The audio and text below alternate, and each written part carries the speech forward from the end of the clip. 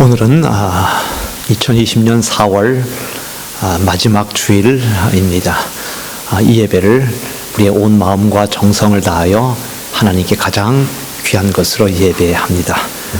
먼저 이 시간에 반주로서 이 예배로 여러분 모두를 이 자리로 초청합니다.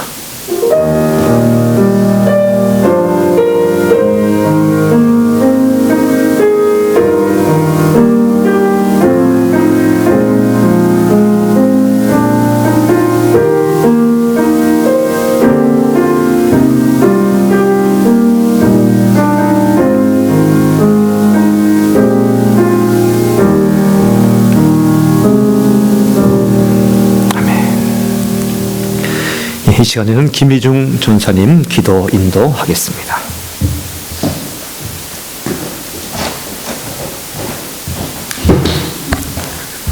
함께 기도하시겠습니다. 하늘에 계신 우리 하나님 아버지, 이 혼란스러운 시대와 시기 가운데에 오직 하나님 아버지의 이름만이 거룩하여지고 영광 받아 주시옵소서. 주님, 뒤틀린 세대 가운데에 우리 교회와 우리의 삶을 통해 하나님 나라의 임재를 보게 하여 주시고, 또한 우리의 삶과 교회 가운데 우리의 뜻이 아닌 하나님의 뜻이 이루어지는 것을 기대하오니 주의 뜻 이루어 주시옵소서. 언제나 우리의 뜻을 죽여주시고 오직 아버지의 뜻이 이루어지는 것을 기대합니다. 주님, 또한 우리는 주님의 은혜가 아니면 하루도 살 수 없는 자들입니다. 오늘 하루 일용할 은혜와 양식을 채워주시고, 특별히 오늘 예배 가운데 말씀 가운데 우리에게 일용할 영의 양식을 채워주시옵소서. 예수 그리스도의 십자가의 은혜로 우리 각 개인의 삶을 용서하여 주신 것을 기억합니다. 그 보혈의 공로로 우리가 살아가오니 우리도 오늘 우리에게 주어진 이웃들을 사랑하고 용서하며 위로하는 인생을 살아가게 하여 주시옵소서. 주님, 우리의 인생은 연약하여서 늘 시험에 빠집니다. 우리를 시험에 들게 하지 마옵시고, 우리 이미 십자가의 은혜로 모든 악에서 우리를 구원하여 주셨사오니 예수 그리스도의 십자가의 능력을 힘입어 이기는 인생을 살아가게 하여 주시옵소서. 이 세상의 모든 것, 모든 능력 하나님께 있음을 인정하며 이 모든 예배를 주님께 맡겨드리오니 우리와 함께하여 주시옵소서. 감사하며 예수님의 이름으로 기도드렸습니다.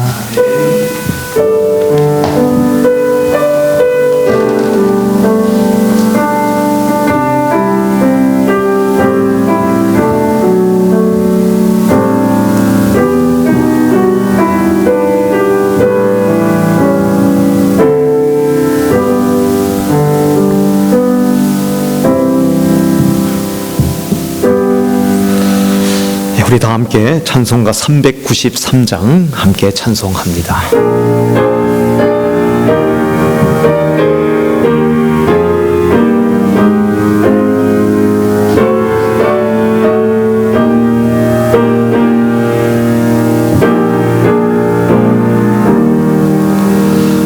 오 신실하신 주 내 아버지여, 늘 함께 계시니 두려움없네. 그 사랑 편찮고 날 지키시며 어제나 오늘이 한결같네. 오 신실하신 주, 오 신실하신 주, 날마다 자비를 베푸시며 일어날 모든 것 내려주시니 오 신실하신 주, 나의 구주. 봄철과 또 여름, 가을과 겨울, 해와 달 별들도 다 주의 것. 만물이 주 영광 드러내도다. 신실한 주 사랑 나타내네. 오 신실하신 주, 오 신실하신 주, 날마다 자비를 베푸시니 일용할 모든 것 내려주시니 오 신실하신 주, 나의 구주, 내 죄를 사하여 안위하시고 주 친히 오셔서 인도하네. 오늘의 힘되고 내일의 소망, 주만이 만복을 내리시네.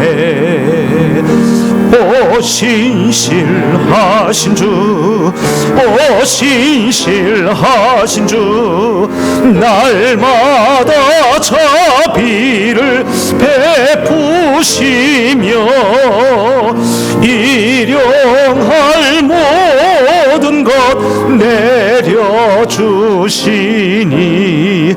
오 신실하신 주, 나의 구주. 아멘. 이 시간 시편 65편 교독문 함께 교독하도록 하겠습니다. 시편 65편의 말씀입니다. 하나님이여, 찬송이 시온에서 주를 기다리오며 기도를 들으시는 주여, 모든 육체가 주께 나아오리이다. 주께서 택하시고 가까이 오게 하사 우리가 주의 집 곧 주의 성전의 아름다움으로 만족하리이다. 하나님의 강에 물이 가득하게 하시고 초장은 양떼로 옷 입었고 골짜기는 곡식으로 덮였음에 그들이 다 즐거이 외치고 또 노래하나이다. 아멘. 우리 교회 소식란을 여러분 참조해 주시기를 바랍니다. 오늘은 4월 마지막 주 주일 예배로 이렇게 드립니다. 예배로 시작하는 이번 한 주간 또 4월을 또 잘 마무리하고 5월을 하나님께서 우리에게 주시는 소망과 은혜와 축복을 기대하며 또 이 한 주를 맞이할 수 있기를 바랍니다. 이번 주도 그렇고 벌써 6주, 7주째인가요? 예, 7주째 되는 걸로 알고 있습니다. 그리고 다음 주 5월 3일 주일도 여전히 영상 온라인 예배로 드리게 됩니다. 그 이유는 계속해서 우리 정부의 시책에 그리고 이 사회 흐름에 따라서 계속 업데이트된 그러한 소식들을 전해드리도록 하겠습니다. 하지만 17명까지 목회자와 또 반주자 포함 그러한 예배가 허용됨에 따라서 오전 9시에 오프라인에서 이렇게 함께 영상을 찍으면서 그리고 11시에는 영상 예배로 온 가족들이, 교회 가족들이 어떠한 처소에 있든지 함께 그렇게 예배를 해 나갑니다. 이렇게 이번 달이 지나고 다음 주가 되면 5월 3일은 일정에 따라서 여전히 어린이 주일입니다. 코로나 여파로 교회에서 모일 수는 없지만 특별히 우리 자녀들에게 더욱더 깊은 관심과 축복을 해 주실 수 있기를 바랍니다. 그리고 다음 주에는 어린이 주일 특별 프로그램으로 오후 3시에 어린 자녀들을 위한 또 영상 예배가 있습니다. 물론 어머니, 아버지 다 함께 다 드릴 수 있는 것이지요. 그리고 수요 말씀과 기도도 이번 주 수요일 7시에 영상으로 함께 합니다. 그 시간을 또 내어서 여러분도 함께 할 수 있기를 바랍니다. 다른 모든 소식들은 여러분 참조해 주시고 여러분 기도할 것이자 또한 또 이런 또 김희중 전사님 이번 주 수요일 날 한국을 가게 됩니다. 많은 고민 끝에 방문을 하게 됩니다. 수술이 잡혀 있습니다. 다리 십자인대가 끊어져서 그것을 수술하기 위해서 가게 되는데 독일은 9월 이후나 있을 수술이 가능하다고 해서 한국에서 자가격리를 하는 한이 있더라도 빨리 가서 바로 수술을 받는 것이 좋다는 결론을 맺었고, 또한 이미 6월 달로 아직 광고는 했었지 않았지만은 목사 쉬치를 받는 것이 있는데 그것도 함께 종합해서 가려고 합니다. 위에서 여러분 기도해 주시기를 바랍니다. 이 모든 것들이 조속히 또 안정되어지고 또 우리의 모든 예배 회복과 삶의 회복과 우리의 생활 회복, 가정 회복, 이 모든 것들이 있기를 여러분 또 한 주간 또 기도하시면서 5월을 희망차게 또 주님께서 우리에게 주시는 그러한 인도하심 따라서 참으로 풍성하게 또 살아가기를 바랍니다. 모든 것 여러분 참조해 주시고 이 시간에는 하나님의 말씀 봉독하도록 하겠습니다. 여호수아 24장 14절에서 18절까지의 말씀인데 이 말씀의 예의로서 함께 다 일어나셔서 말씀을 봉독하도록 하겠습니다. 주보에도 나와 있습니다. 여호수아 24장 14절에서 18절까지의 말씀 한 절씩 교독하시면서 끝절은 합독합니다. 그러므로 이제는 여호와를 경외하며 온전함과 진실함으로 그를 섬기라. 너희의 조상들이 강 저쪽과 애굽에서 섬기던 신들을 치워버리고 여호와만 섬기라.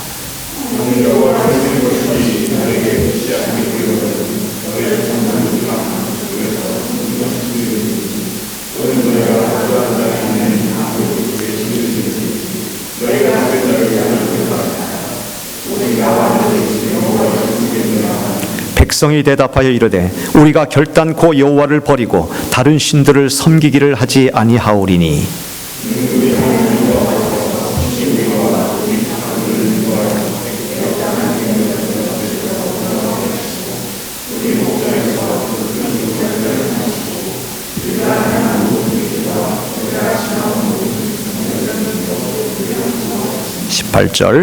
여호와께서 또 모든 백성들과 이 땅에 거주하던 아모리 족속을 우리 앞에서 쫓아내셨습니다.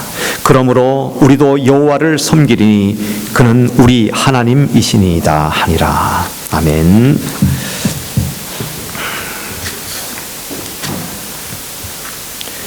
우리 예수님께서 처음 표적을 행하시고 당신의 사역의 신호탄을 쌓아 올린 것은 가나의 혼인잔치였습니다.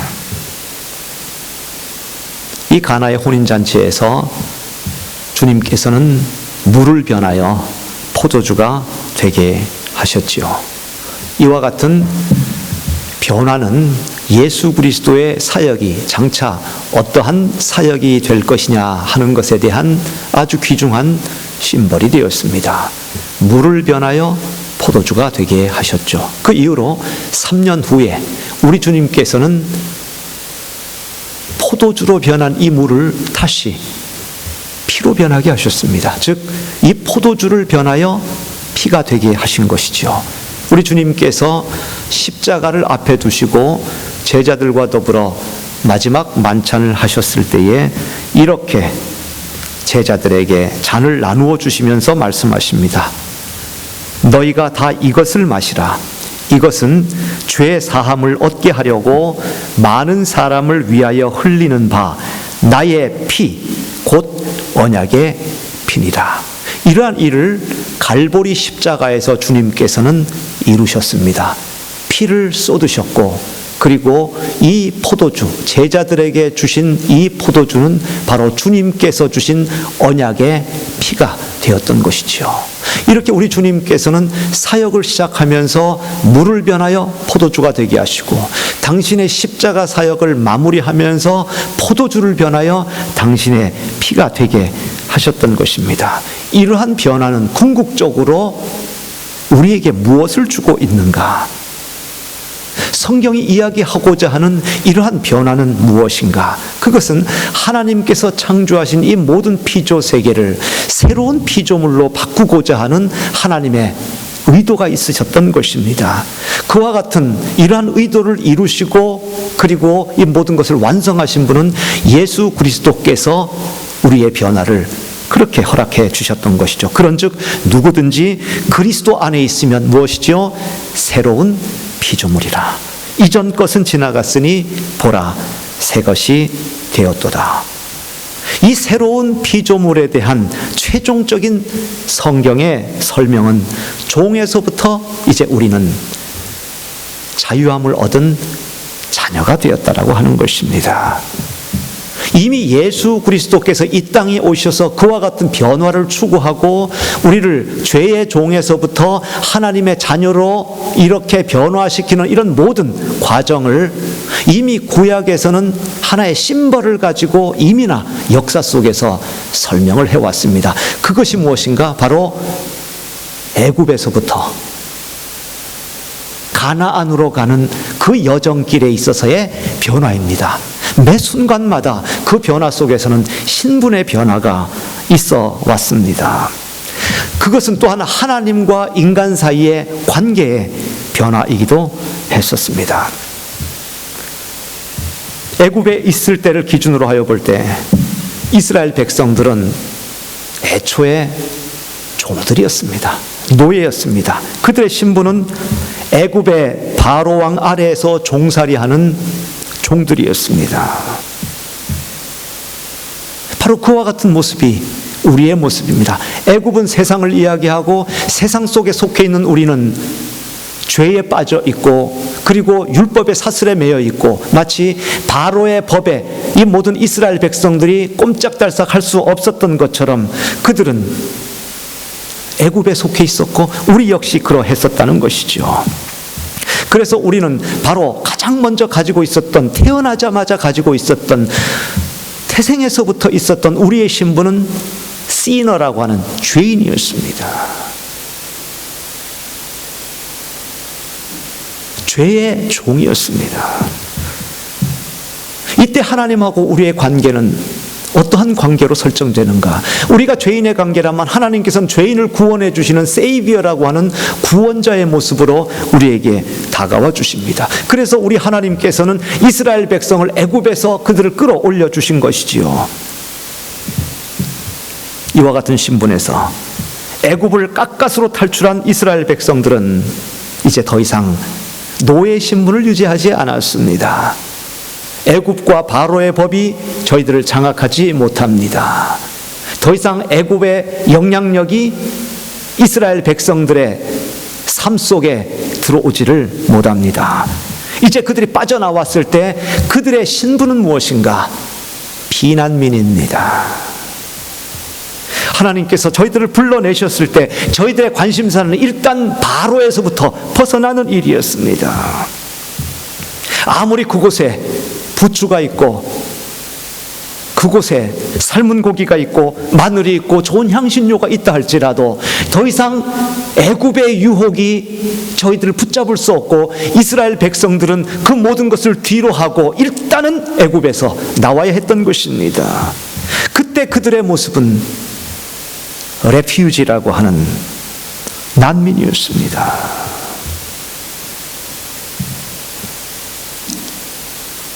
난민의 신분을 가진 이스라엘 백성에게 하나님은 어떠한 모습으로 다가올까요? 이제는 세이비어를 넘어서 프로텍터입니다. 보호자입니다. 난민이 오면은 누가 보호를 해줘야 될 거 아니겠습니까? 시리아 난민이 이렇게 오면은 독일 정부에서 혹은 또 유럽 사회에서 저희들을 이렇게 이 아질럼을 이렇게 보호하는 것처럼 보호처에다가 보호를 해주는 것입니다. 이렇게 이스라엘의 신분이 변하고 있습니다. 하지만 노예보다는 난민이 낫겠지만은 죄의 사슬에서 벗어났으니까요. 바로의 법에서부터 해방되었으니까요. 하지만 이스라엘이 바로를 떠나 나왔을 때 난민이 되기 위해서 나온 것이 아닙니다. 저희들은 이제 곧 난민의 신분을 벗어 던지게 될 것입니다. 언제 벗어 던지게 됩니까? 그들이 홍해바다를 건넜을 때 저희들은 난민의 신분을 벗어 던지게 되는 것입니다. 홍해를 건너오기 전까지 저희들의 관심은 앞이 아니었습니다. 저희들의 관심은 뒤였습니다. 누가 우리를 쫓아오지 않는가? 애굽의 병사들이 우리를 쫓아오지 않는가? 바로의 마음이 완악하여 변화되어서 우리를 비록 놓아주었지만은 다시 본전 생각이 나니 우리를 쫓아오지 않을까 하는 그런 생각으로 오직 저희들은 뒤를 보았지만은 홍해를 건너오고 나서는, 더 이상 돌이킬 수 없는 홍해를 건너오고 나서는 뒤를 돌아보는 것이 아니고 저희들은 앞을 바라보게 됩니다. 그 앞은 하나님께서 약속하신 그 가나안 땅, 그 땅을 바라보고 있기 때문에 더 이상 저희들은 방향 감각을 잃거나 목적이 없이 일단 나오고 보는 피난민이 아니요, 저희들은 순례자가 되는 것입니다. 순례자는 비록 행색이 난민하고 비슷하게 보일지 몰라도 얼마나 그 꼬라지가 형편없겠습니까? 거지 꼬라지 아니겠습니까? 얼마나 참 그런 행색이 초라해 보일 것 아니겠습니까? 하지만 난민과 순례자는 다릅니다. 난민은 피해오는 사람이지만 순례자는 목적지가 있는 사람입니다. 하나님께서 약속의 땅을 저희들에게 주었기 때문에 저희들의 삶은 목적이 이끄는 삶이었습니다. 이제 저희들의 앞에 펼쳐져 있는 땅은 광야입니다. 이제 저희들은 앞으로 몇 년 동안 이 길을 걸어야 될지 알지 못하지만은 우리 주님께서는 최종적으로 40년이라고 하는 세월을 저희들에게 주었습니다. 그 광야는 길이 없습니다. 가는 게 이제 길입니다. 거기에는 예상치 못한 위험이 도사리고 있습니다. 제대로 갖추어진 것이 없는 아주 결핍되고 황폐한 부족한 곳이 광야입니다. 광야는 완성된 곳이 아닙니다. 미완성된 곳입니다. 그럼에도 불구하고 홍해를 걷는 이스라엘 백성들은 더 이상 난민이 아니요, 피난민이 아니요, 순례자입니다. 모습은 비슷해도 신분과 품격이 달라진 것입니다. 그래서 이스라엘 백성들, 그리고 인생의 이 광야길을 걷고 있는 우리들은 우왕좌왕하는 난민이 아니요, 필그림으로 우리는 순례자의 길을 걷고 있는 것입니다. 믿음의 순례를 하고 있는 것입니다. 하나님께서 우리에게 약속하신 그 땅, 가나안 땅을 향해 우리의 인생길을 걸어가고 있는 것입니다. 이때 우리 주님은 과연 이러한 신분을 가진 우리에게, 우리 하나님께서는 어떠한 하나님으로 다가옵니까? 로드입니다. 헤어가 되는 것이죠. 우리의 주님이십니다. 우리를 가이드해 주시고 인도해 주시는 주님이십니다. 이렇게 순례 여정을 걷다 보면은 마지막에 도달하는 목적지가 있습니다. 영원한 순례가 아닙니다. 마침내 이스라엘 백성들은 하나님께서 약속하신 그 가나안 땅에 이르게 되는 것이지요. 이 가나안 땅을 앞에 두고, 요단강을 앞에 두고, 이제 저희들은 더 이상 애굽의 종이 아닙니다. 더 이상 바로의 손아귀에서 벗어난 난민이 아닙니다. 이제 더 이상 홍해를 건넌, 그리고 이제 순례길을 행하는 순례자가 아닙니다. 바로 앞에 그 가나안 땅을 쟁취할 정복자가 되는 것이지요. 이제 이스라엘 백성들의 신분은 필그림에서 컨커러라고 하는 정복자가 되게 됩니다. 그들이 정복자가 될 때는 그들 앞서 행하시고 싸우시는 하나님은 저희들에게 어떠한 존재입니까? 하나님은 이스라엘의 왕, 킹이 되는 것이죠. 왕이 백성들을 위해서 하는 일은 전쟁에 나가서 승리하는 것입니다. 왕은 나아가서 앞에서 전면에서 싸우는 것입니다. 그리고 이스라엘 백성들은 그러한 하나님, 왕 되신 하나님을 믿고 뒤를 쫓아가면서 함께 그 전쟁에 임하게 되는 것이죠. 그렇게 해서 하나님께서는 이스라엘 백성들에게 전리품을 주십니다. 그 전리품이 가나안 땅이었습니다.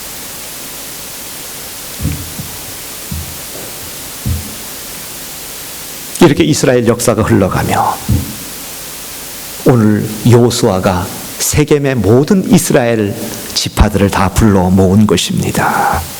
그리고는 지금까지 함께 오신 하나님, 그리고 이제 이 땅을 점령해서 점령자로서 정복자로서 마침내 하나님께서 주신 이 땅을 우리가 손에 넣었는데, 여호수아는 여전히 영적인 노파심이 있습니다.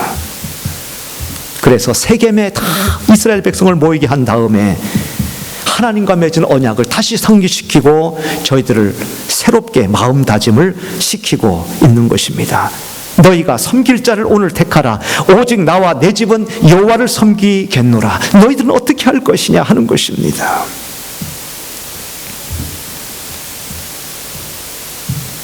이때 백성들도 똑같이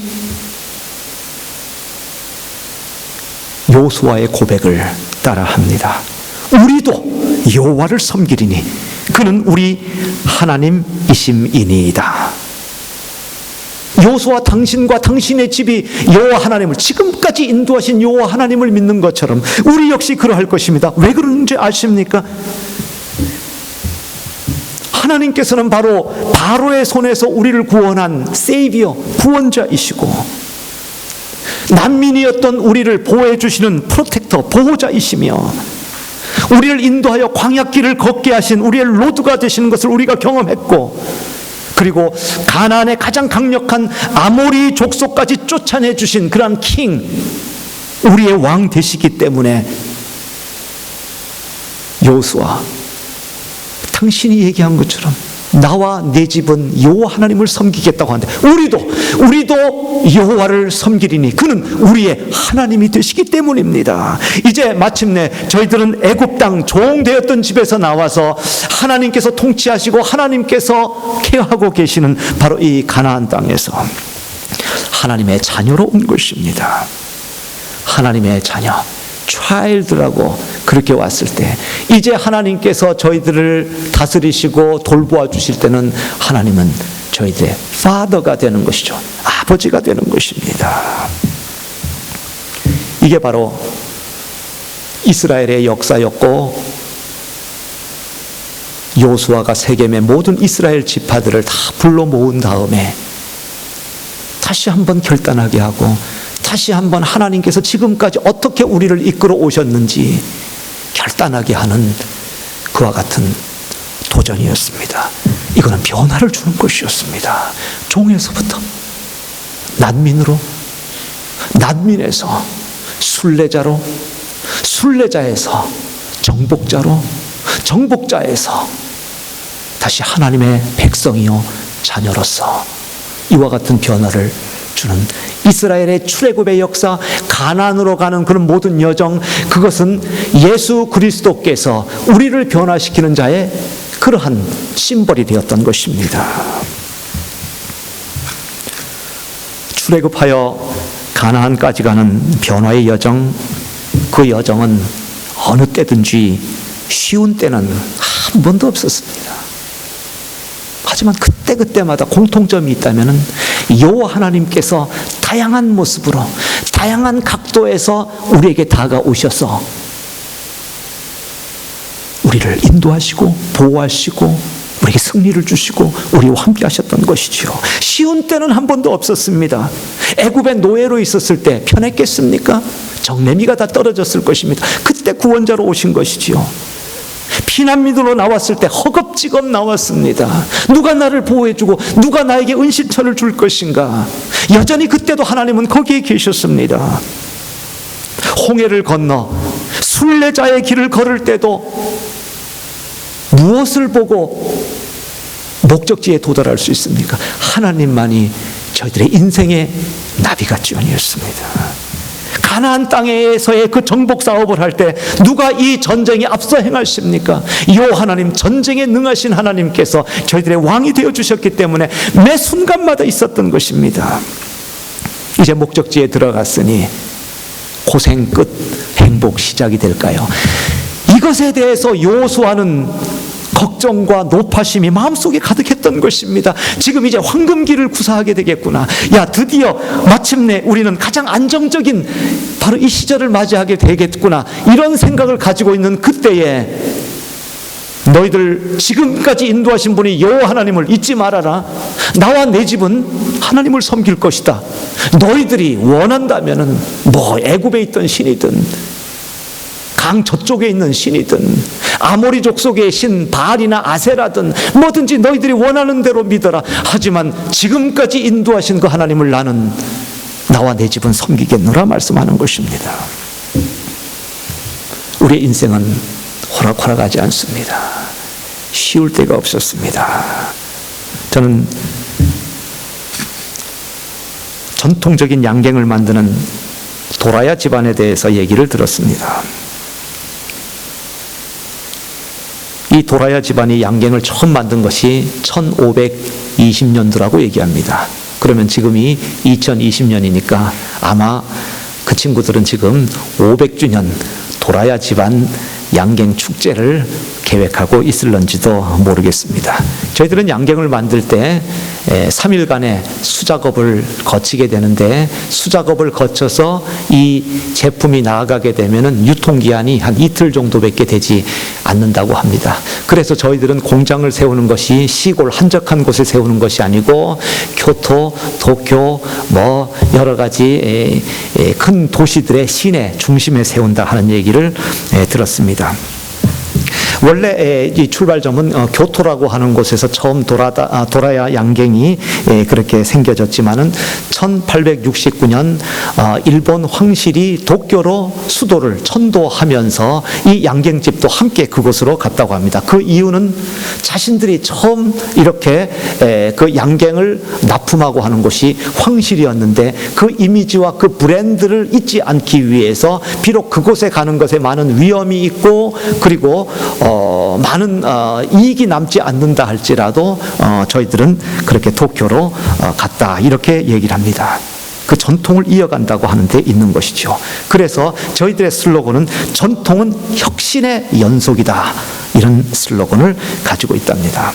어느 날 이 가게 사업을 이어갈 도라야 집안의 후계자 아들이 아비에게 이렇게 얘기를 했습니다. 전통에 대한 이야기입니다. 아버지, 이제 좀 다른 분야에도 손을 대는 것이 어떨까요? 시대는 변하고 있습니다. 젊은이들이 맥도날드나 패스트푸드를 먹지 누가 양갱을 먹겠습니까? 변화와 새롭게 함이 있어야 사업을 계속 진행할 수 있습니다. 이때 아버지가 뭐라고 한 줄 아십니까? 그래, 내 말에도 일리가 있다.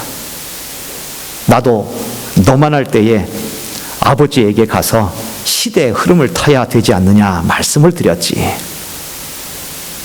지금은 대동아 전쟁이라 사람들이 이런 것을 먹지 않습니다. 굶어 죽을 판에 누가 양갱 같은 것을 먹겠습니까? 그때 너의 할아버지 되시는 나의 부친은 이렇게 말씀하셨단다. 아들아, 나도 너만 할 때에 너의 할아버지에게 지금 세계 공황이 일어나서 다들 굶고 있는데 양갱 사업을 해서 되겠습니까? 음식 사업을 해야지요. 품목을 바꾸든지 사업의 변화를 가져와야 합니다. 이렇게 말하는 시절이 있었어요. 하지만 그때에도 꿋꿋하게 도라야 양갱집을 시대 흐름을 타지 않고 끝까지 그 전통을 고수하고 나갔다는 것입니다. 거기서 얻는 포인트는 이것입니다. 시대와 상황이 우리에게 많은 것을 요구할 수 있습니다. 하지만 500년의 역사와 전통을 가지고 있는 이 도라야 양갱, 이 집안은 그것을 지키기 위해서 이 환경과 이 어려움, 이 역경을 가지고 싸워 헤쳐나갔던 것입니다. 이 세대마다 어렵지 않는 시대가 없습니다. 노예로 있을 때도 어렵지요. 난민으로 있을 때도 어렵지요. 순례자의 길을 걸을 때도 어렵지요. 그때도 어려웠습니다.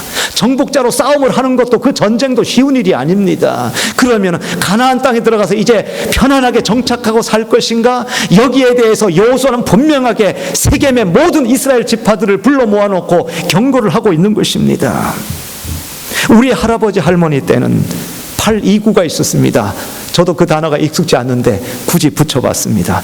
1910년 경술국지입니다. 한일 합방이 된 것입니다. 8.15가 있습니다. 조금은 익숙합니다. 8.15 해방이 있죠. 이와 같은 역사의 현장 속에 있었던 분들이 우리 할아버지 할머니입니다. 우리의 부모님들에게는 6.25가 있었습니다. 6.25가 뭔지 아시죠? 4.19가 있었습니다. 저는 4.19 이후의 세대입니다. 가난과 정치적인 혼란과 역경의 시대가 있었습니다. 우리 시대에는 뭐가 있었는지 아십니까? 5.18이 있었습니다. 아십니까? 우리의 시대는 또한 12.3이 있었습니다. 이것도 좀 어울리지 않는 표현일 수 있는데 제가 언제부터 있었는가 인터넷을 찾아보니까 12월 3일부터 빵 터졌다고 합니다. 한국의 IMF입니다. 완전히 전쟁과 같았습니다. 우리 요즘 젊은이들에게는 무엇이 있을까요? 제가 볼 때는 코로나19가 있을 것 같습니다. 정신없는 요즘 시기입니다. 아니 어떻게 이 조그만 단백질 덩어리 하나가 전 세계를 이렇게 혼란에 빠뜨릴 수 있지? 하지만 어려움은 이전이나 이후나 우리 할아버지 세대나 우리 부모님 세대나 우리 세대도 있었고 원치는 않지만은 우리 다음 세대도 있을 것입니다. 그리고 그 다음 세대도 있을 것입니다. 우리 이 모든 시대에는 이 인류가 존재하는 한 언제나 거기에는 어려움이 있습니다. 이 코로나 너무 세다고 생각하지 마십시오. 이미 그전에도 중세 세대 때도 콜레라나 패스트가 있었습니다. 마틴 루터 시절에도 있었습니다. 드레스덴에 가면은 1831년 프로이센에 몰아닥친 이 콜레라를 작센이 아주 잘 대처를 했답니다. 지금 우리가 살고 있는 바로 이 프로이센, 이 도이칠란트, 바로 이 땅 이쪽 작센 지역에서 얼마나 잘 대처를 했는지 이 모든 콜레라가 지나가고 난 다음에 사람들이 돈을 모아서 타워를 하나 세웠습니다. 그것을 제작 설계한 사람이 고트프리드 젠퍼입니다. 젠퍼 오페라를 설계하고 만든 젠퍼 오페라의 그 설계자가 바로 이 타워까지 만들었죠. 우리가 이렇게 콜레라를 극복할 수 있었다. 하지만 많이들 죽었습니다. 과학 문명이 발달한 이 20세기에도 역시 그렇습니다. 1918년 스페인 독감으로 전 세계 인구의 50분의 1, 약 5천만 명의 사람들이 죽었다고 얘기를 합니다. 이 코로나가 전 세계에 이렇게 맹위를 떨치고 있어서 이게 도무지 말세다, 정말 말세야, 이렇게 얘기할 수 있지만 이미 102년 전에 스페인 독감, 스페인에서 나온 것은 아니랍니다. 그런데 연합군들이 그렇게 스페인 이름을 붙였다고 얘기를 하는데 스페인 독감이 전 세계 인구의 50분의 1을 그렇게 사망으로 몰아놓았습니다. 그리고 1968년 홍콩 독감, 전 세계 100만 명 정도의 사람들을 사망으로 몰아놓았습니다. 저는 이 홍콩 독감이라는 것은 당시에 나왔을 때 제 나이가 6살인데 아마 그때 홍콩이라는 단어를 처음 들어본 것 같아요. 홍콩 독감이라는 것을 제가 들어본 적이 있었거든요. 여호수아는 그렇게 얘기합니다. 지금까지 모든 우리의 여정이 만만한 것이 아니었다. 우리가 애굽의 노예로 있을 때 편했겠느냐. 하지만 그때 하나님이 우리를 구원자로 오셨다. 우리가 바로를 떠나 애국을 박차고 나왔을 때 피난민으로 나온 그 시절이 그럼 행복했겠느냐? 그때도 우리 주님은, 우리 하나님께서는 우리의 프로텍터로 우리를 보호하고 계신 하나님, 여전히 거기 계셨다. 홍해를 건널 때도 물을 갈라주시고, 그리고 광야길을 걷게 하시고, 우리를 순례자로서 인도하시는 주님은 우리를 소유하시고 우리를 지키시는 그런 하나님이셨다. 아모리 족속과 싸울 때에, 여리고를 성을 무너뜨릴 때에 피태하면서 들어간 것이 아니고 그것을 무너뜨리고 정복한 것은 하나님께서 우리 앞서 행하셨기 때문이다. 여호수아는 그 사실을 잘 직시하고 있었고 이스라엘 모든 지파들에게 여호와 하나님만을 섬길 것을 강력히 촉구하고 있었던 것입니다. 만일 여호와를 섬기는 것이 너희에게 좋지 않게 보이거든 너의 조상들이 강 저쪽에서 섬기던 신들이든지 또 너희가 거주하고 있는 땅에 있는 아모리 족속의 신들이든지 너희가 섬길 자를 오늘 택하라. 아주 자유를 주고 있습니다. 선택권을 주고 있습니다. 그러면서 하는 얘기가, 하지만 나와 내 집은 하나님을 섬기겠노라. 이런 식의 표현은 너 이렇게 해라 하는, 하라라고 하는 표현보다도 더 도전적이고 더 겁납니다. 안 그러면은 큰일 날 것 같은 생각이 정말 듭니다. 아무리 주변 환경과 상황이 어려워도, 코로나가 불어닥치고 인생에 바람이 불고 풍랑이 일고 예기치 못한 슬픈 일과 어려움이 있어도 우리 가운데 있어야 되는 것은 여호수아의 고백과 같이 나와 내 집은 어떠한 순간에라도 여호와 하나님만을 섬기겠노라 하는 이 고백이 있다면 우리의 인생은 무게중심이 있는 것입니다. 오뚜기가 넘어지는 것 같지만 그 밑에 무게중심이 꽉 잡고 있기 때문에 대번 오똑오똑 소름 떠오릅니다. 무게중심이 있게 되면 다 쓰러져가는 우리 인생과 같지만은 다시 복원을 하게 됩니다. 마치 배에 복원력이 있을 때에 웬만한 풍랑에도 침몰하지 않는 것처럼, 그리고 인생의 모든 파고를 싸워 이겨야 되는 전함과도 같이 배 가운데서도 가장 복원력이 강한 것이 전함이라고 얘기하지 않습니까? 악천후 속에서도, 그리고 어떠한 풍랑이 있는 곳 가운데서도 출동 명령이 떨어지면 나가야 되기 때문에 가장 이 심한 파도에도 견딜 수 있는 복원력을 가진 그와 같은 배, 여호수아의 가정이 그랬습니다. 이제 4월을 마지막 주간을 이렇게 맞이합니다. 5월로 접어들게 될 것입니다. 4월도 간단한 한 달이 아니었고 5월도 두려움과 떨림이 저희들에게 있습니다. 쉬울 것이라고 생각하지 않습니다. 시험 치르는 우리 청소년 학생들도 있습니다. 여름 입시를 앞에 두고 준비하는 우리의 유학생들도 있습니다. 직장생활과 경제활동도 두려움이 있고 그렇게 쉽거나 간단하지 않습니다. 육체적으로도 많이 지치고 다운되고 아픈 것도 생겨납니다. 교회 건물도 사람이 들어와야 하는데 하는 개인적인 걱정도 있습니다. 최선을 다한 예배 드리고 있지만은 과연 이렇게 온라인 영상으로 예배 드릴 때 하나님과 영적인 그 깊은 교제가 과연 잘 이루어지고 있는지, 더욱더 갈급해지는지 아니면 편안해지는지 도무지 피드백을 받을 수 없어서 걱정도 됩니다. 하지만 어떠한 순간에도 우리의 인생과 우리의 영적인 삶과 우리의 삶이 쉬운 때는 없었습니다. 어제 어려웠습니다. 오늘도 우리는 어려운 터널을 지내고 있습니다. 그렇다고 내일은 편할 것이라는 것을 우리는 결코 기대할 수가 없습니다. 하지만 어떠한 순간에도 공통점 하나는 하나님께서 다양한 모습으로 우리에게 다가오신다는 것입니다. 우리 하나님이 우리의 구원자, 세이비어임을 믿으십니까? 하나님이 우리의 보호자, 프로텍터임을 믿으십니까? 하나님이 우리를 인도해 주시는 로드이심을 믿으십니까? 하나님이 우리의 모든 인생에 이러한 모든 전쟁에서 승리를 주시는 킹이심을 믿으십니까? 하나님께서는 우리를 자녀 삼으시고 파더로서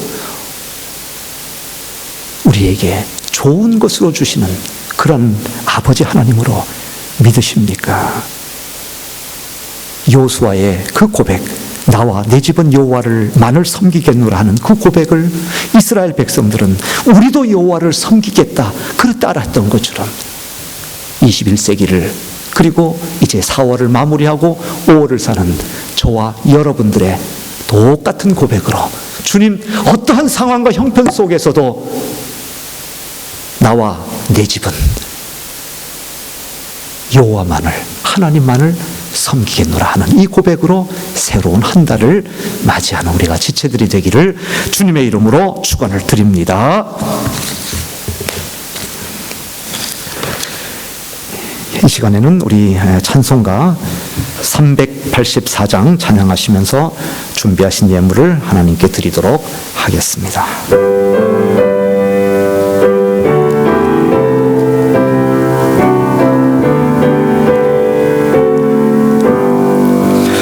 나의 갈 길 다가도록 예수 인도하시니 내 주 안에 있는 긍휼 어찌 의심하리요.